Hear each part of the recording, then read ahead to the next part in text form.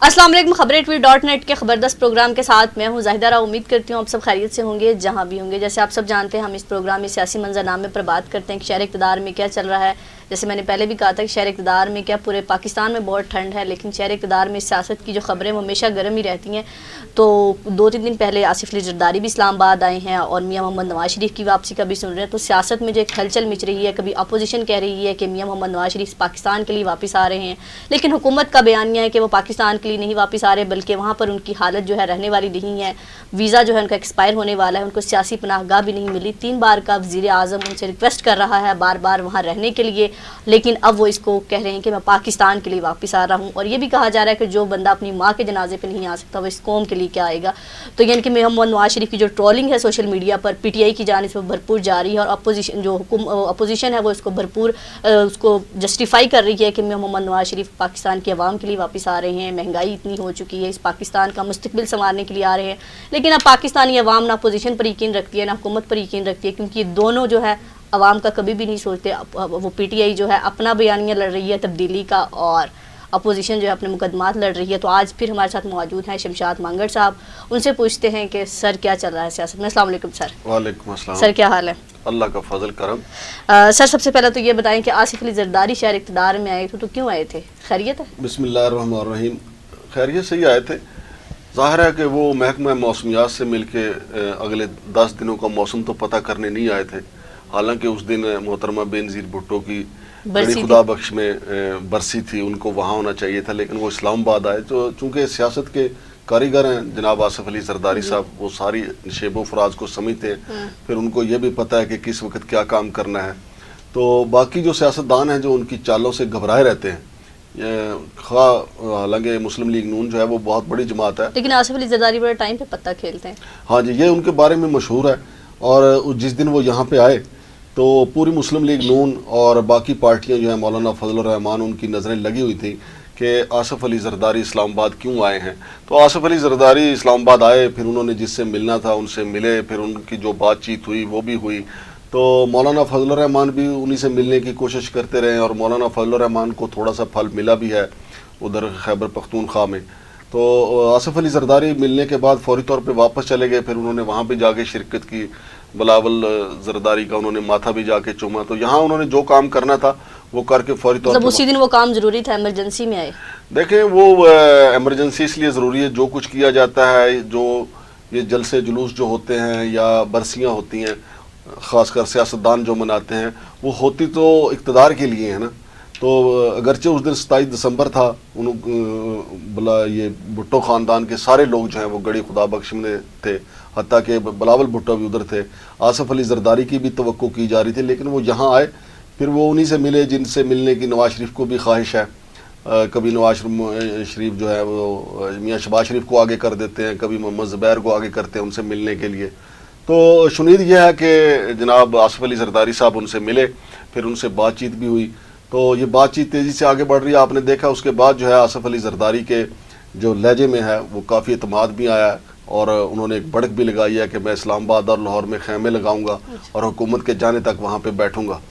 और आसिफ अली ज़रदारी ने सुना है कोई ओहदा भी मांगा है कि मुझे इस ओहदे पर आना है, कुछ सुनने में आ रहा है शहर इक़्तिदार में, इसमें क्या नहीं? ये खबरें जो हैं वो गर्दिश कर रही हैं कि आसिफ अली ज़रदारी जो इस वक्त सारी उनकी गेम प्लान का जो हिस्सा है, वो पिछले तकरीबन 1.5 साल जो हुकूमत का है, वो ये चाहते हैं कि पहले उसका आगाज़ जो है अदम एतमाद का पंजाब से किया जाए, और पंजाब में इमरान खान का मोर्चा गिराने के बाद फिर वफाक को फतह किया जाए। पहले उनका ये ख्याल था कि मियाँ नवाज शरीफ को राज़ी करके इब्तदान सेनेट की जो चेयरमैनशिप है वो पीपल्स पार्टी हासिल कर ले, लेकिन जनाब नवाज शरीफ ने उस पर रजामंदी ज़ाहिर नहीं की, क्योंकि नवाज शरीफ को ये ख़तरा था कि अगर ये चेयरमैन सेनेट बन गए यूसुफ रज़ा गिलानी, तो वो लंबी मुद्दत के लिए होंगे और फिर पीपल्स पार्टी जो है वो ज़्यादा ताकत में आ जाएगी। लिहाजा मियाँ नवाज शरीफ उधर से जो है वो चुपके से पतली गली से निकल गए। अब आसिफ अली ज़रदारी का जो फार्मूला है वो ये चाहते हैं कि पहले मरहले में मुस्लिम लीग काफ को साथ मिला के, मुस्लिम लीग नून को साथ मिला के पंजाब का जो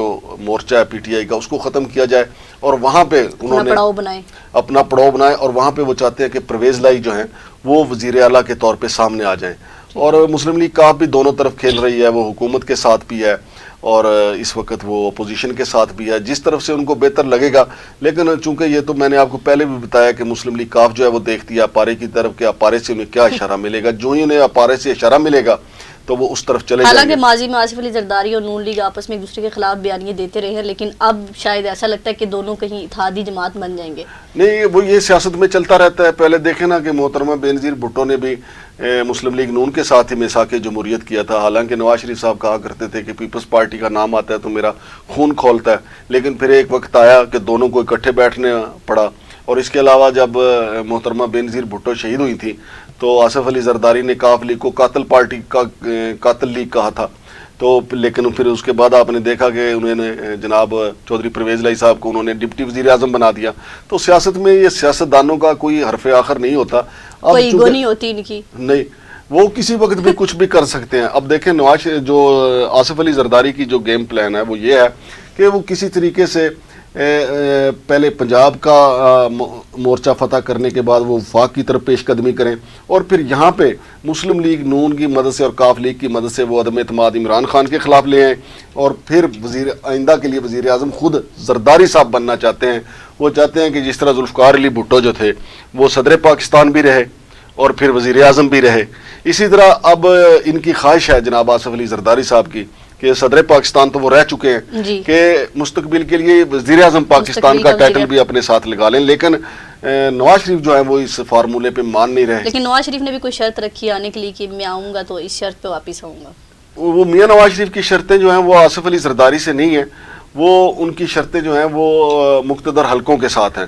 ان کا کہنا ہے کہ میں واپس آ جاتا ہوں اور جیل بھی چلا جاؤں گا، لیکن نہ صرف میری سزائیں ختم کی جائیں بلکہ میری جو تاحیات نااہلی ہے اس کو ختم کیا جائے. اور یہ باتیں مسلم لیگ نون کے جو ہیں وہ اندرونی حلقے بھی جانتے ہیں کہ ان کے معاملات جو ہیں وہ کافی بہتر ہوئے ہیں پہلے کی نسبت، اور جو اثر و رسوخ پہلے تھا مقتدر حلقوں کا حکومت کے لیے وہ اب نہیں رہا ہے جیسے پہلے تھا. لیکن اب تھوڑا سا جھکاؤ جو ہے وہ اسٹیبلشمنٹ کا اس طرف نظر آ رہا ہے کہ اگر میاں نواز شریف واپس آنا چاہیں تو مقدمات کا اپنا سامنا کریں. لیکن یہ کہا ان کو جا رہا ہے کہ آپ کو بالکل نیوٹرل عدالتیں ملیں گی، وہ آپ کی اپیلوں کا فیصلہ کریں گے. لیکن اس کے باوجود میاں نواز شریف کے اندر جو خوف ہے، چونکہ عمران خان جو ہے وہ اس کا بڑا سخت موقف ہے اس حوالے سے، کرپشن کے حوالے سے. دیکھیں نا آپ کے سامنے وہ شہباز شریف سے اسلام نہیں لیتے، اور باقی بھی ان کا کہنا ہے کہ جی کرپشن سیدھا جیل جائیں گے، آئیں گے تو ہاں جی سیدھا جیل بھیجیں گے. تو میاں نواز شریف چونکہ یہ پنجابی میں کہتے ہیں کھوبے کے پیڑے ہیں. لاسٹ ہم نے بات کی تھی کہ جب عمران خان صاحب نے تھوڑے سے گھبرائے ہوئے لہجے میں کہا تھا کہ میاں محمد نواز شریف کو لانے کی واپسی ہو رہی ہے، ہم نے خبردست بھی بات کی تھی. تو اب دوبارہ سے عمران خان کا جو اعتماد ہے وہ بحال ہوا ہے کہ کہیں ان کو لگا ہے کہ امید ان کو کہیں سے ملی ہے کہ محمد نواز شریف پاکستان کے لیے نہیں آ رہے. نہیں، ایسا ہی ہے کہ اب پچھلا جو ایک ہفتہ گزرا ہے اس میں حکومتی جو ٹیم ہے اس نے اعتماد پکڑا ہے، اور مسلسل انہوں نے مسلم لیگ نون پہ حملے کیے، اور انہوں نے کہا کہ نواز شریف آ نہیں رہا بلکہ ہم لینے جا رہے ہیں، اور لے کے آئیں گے اس کو کوٹ لکھپت جیل بھیجیں گے. لیکن اب دونوں کی طرف آپ دیکھیں 50-50 اعتماد ہے. جتنا اعتماد آپ مسلم لیگ نون کی طرف دیکھیں گے اتنا ہی اعتماد آپ کو حکومتی ٹیم کی طرف نظر آئے گا، چونکہ اس وقت مد مقابل جو ہے حکومت کے مسلم لیگ نون ہے. لیکن آصف علی زرداری جو ہیں وہ گہری گیم کر رہے ہیں. وہ یہ چاہتے ہیں کہ ایک تیر سے دو شکار کر لیں، کیونکہ وہ ایک طرف وہ عمران خان کو اقتدار بدر کرنا چاہتے ہیں اور اس کے ساتھ ساتھ وہ نواز شریف کو ساتھ ملا کے وزیر اعظم بننے کے بھی خواہش مند ہیں. اور ان کو یہ بھی بتایا گیا ہے کہ جی چونکہ معاشی صورتحال بہتر ہے، مصدقہ ذرائع کا کہنا ہے کہ آصف علی زرداری نے ان کو یقین دہانی کروائی ہے مقتدر حلقوں کو کہ اگر وہ وزیر اعظم بنتے ہیں کوئی 1.5-2 ارب ڈالر جو ہیں وہ اپنے جو انٹرنیشنل دوست ممالک جو ہیں وہ ان سے پاکستان کے خزانے میں لے آئیں گے. تو یہ اچھی بات بھی ہے، لیکن دیکھتے ہیں کہ اب یہ ایک قسم کا یہ بھی ایک سودے بازی ہے. ہاں جی دیکھتے ہیں کہ کیا ہوتا ہے آگے. Thank you sir. جی ناظرین، ہم نے بات کی شمشاد مانگڑ صاحب سے کہ شہر اقتدار میں کیا خبریں چل رہی ہیں، اونٹ کس کروٹ بیٹھتا ہے کہ میاں محمد نواز شریف واپس آتے ہیں یا نہیں آتے، آصف علی زرداری کو عہدہ ملتا ہے یا نہیں ملتا جو وہ چاہتے ہیں، اور پی ٹی آئی کیا کرتی ہے. پی ٹی آئی کا جو بیانیہ ہے اینٹی کرپشن کے خلاف کہ میاں محمد نواز شریف آئیں گے سیدھا لکھپت جیل جائیں گے، تو دیکھتے ہیں قانون یہاں پر بولتا ہے یا نہیں بولتا. میاں محمد نواز شریف سیدھا جیل جائیں گے یا پھر کہیں اقتدار میں بیٹھ جائیں گے. اپنا اور اپنے پیاروں کا بہت خیال رکھیے گا. اللہ حافظ.